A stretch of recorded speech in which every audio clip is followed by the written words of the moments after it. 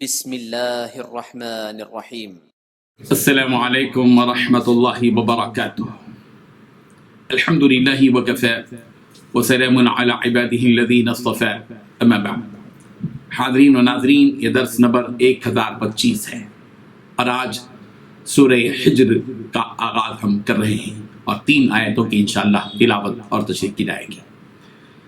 اعوذ باللہ من الشیطان الرجیم، بسم اللہ الرحمن الرحیم، الف لام را تلك آیات الكتاب وقرآن مبین ربما يود الذين كفروا لو كانوا مسلمين ذرهم يأكلوا ويتمتعوا ويلههم الأمل فسوف يعلمون. لفظی ترجمہ یوں ہے، الف لام را یہ حروف مقطعات ہیں جس کے معنی اور مطلب سے اللہ واقف ہے. تلک آیات الکتاب، یہ کتاب کی آیتیں ہیں، وقرآن مبین اور قرآن واضح کے. ربما یودو بسا اوقات چاہیں گے، الذین وہ لوگ جنہوں نے کفروا کفر کیا، لو کانوا کاش کے وہ ہوتے مسلمین مسلمان، ذرہم آپ انہیں چھوڑیے، یاکلوا وہ کھائیں، ویتمتعوا اور فائدہ اٹھائیں، ویلہہم الامل اور انہیں غفلت میں ڈال دے رکھی ہے الامل لمبی امیدیں، فسوف یعلمون چنانچہ ان قریب وہ جان لیں گے. ترجمہ یوں ہے، الف لام را یہ اللہ کی کتاب اور روشن قرآن کی آیتیں ہیں. کسی وقت کافر لوگ آرزو کریں گے کہ اے کاش وہ مسلمان ہوتے. اے محمد صلی اللہ علیہ وسلم ان کو ان کے حال پر رہنے دو کہ کھا لیں اور فائدہ اٹھا لیں، اور لمبی امید ان کو دنیا میں مشغول کیے رہے، ان قریب ان کو ان کا انجام معلوم ہو جائے گا.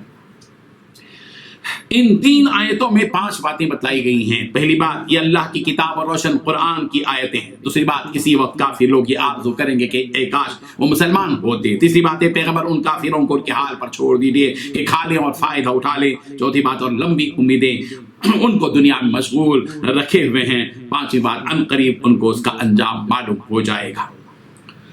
بزرگان محترم، قرآنی ترتیب کے لحاظ سے سورہ ابراہیم کے بعد سورہ حجر ہے. سورہ ابراہیم اور سورہ حجر دونوں میں یہ مناسبت ہے کہ ان دونوں سورتوں کے آغاز میں کتاب مبین کے وصف سے وصف بیان کیا گیا ہے کہ سورہ ابراہیم میں بھی کتاب مبین کا تذکرہ ہوا اور سورہ حجر میں بھی کتاب مبین کا وصف بیان کیا گیا.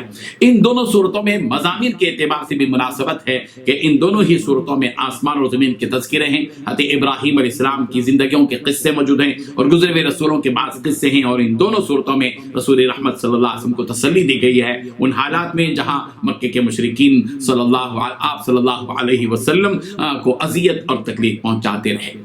چونکہ سورہ حجر میں اصحاب حجر کا تذکرہ ہے، اس لیے اس سورت کا نام ہی سورۃ الحجر رکھا گیا ہے. اور چونکہ اس سورت اصحاب حجر سے یہ منسوب ہے اس لیے. اور اصحاب حجر سے کون مراد ہیں؟ اصحاب حجر سے حضرت صالح علیہ السلام کی قوم ثمود مراد ہے. گویا اصحاب حجر اور قوم ثمود دونوں ایک ہی ہیں.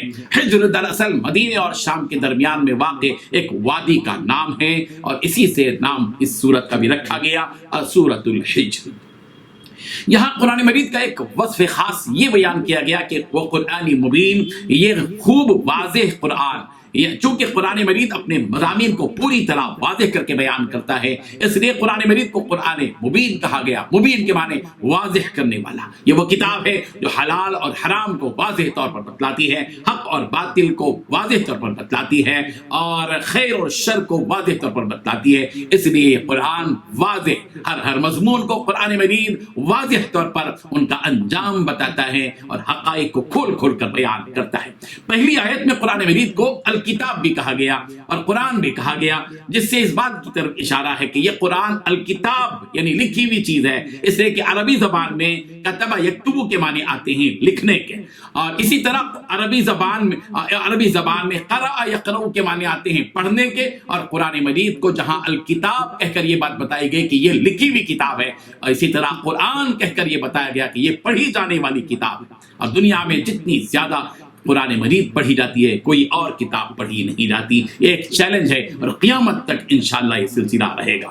اس کے بعد ان لوگوں کی آرزوؤں اور تمناؤں کا ذکر کیا گیا ہے جو اس دنیا میں ایک اللہ کا انکار کرتے تھے، نبیوں کو جھٹلاتے تھے اور آخرت کو تسلیم نہیں کرتے تھے. کہ قیامت کے دن یہ کافر اور یہ منکر یہ آرزو کریں گے اور تمنا کریں گے کہ کاش وہ مسلمان ہوتے. یہی وہ کافر اور منکر ہیں جو دنیا میں مسلمانوں کو احمق اور بے وقوف سمجھتے تھے، لیکن جب آخرت کے عذاب میں مبتلا ہوں گے اور یہ منظر اپنی آنکھوں سے دیکھیں گے کہ مسلمان کامیاب اور بامراد ہو رہا ہے اور ان کا ٹھکانہ وہ جنت ہو رہا ہے جو جس جنت میں عیش ہے، آرام ہے، سہولتیں ہیں، خوشیاں ہیں، تو یہ بار بار اس بات کی تمنا کریں گے اور آرزو کریں گے کہ کاش ہم بھی مسلمان ہوتے.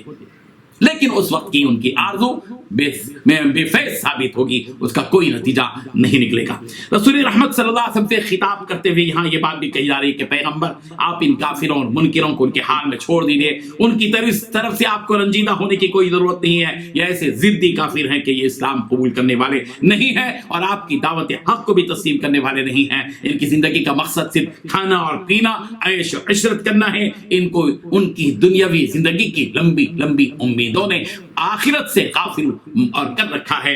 اس لیے پیغمبر آپ ان کی طرف توجہ مت کیجیے، ان کو چھوڑ دیجیے ان کی آرزوؤں میں. بس ان قریب ان کو معلوم ہو جائے گا کہ کس کا انجام کیا ہوتا ہے، یہ ان قریب معلوم ہو جائے گا. اللہ تبارک و تعالی ہم سب کو کفر سے، شرک سے بچائے، عناد سے اور سرکشی سے بچائے اور مرتے دم تک ہم کو اسی کلمے پر قائم رکھے اور ہمارا خاتمہ ایمان پر ہو. وآخر دعوانا ان الحمد للہ رب العالمین.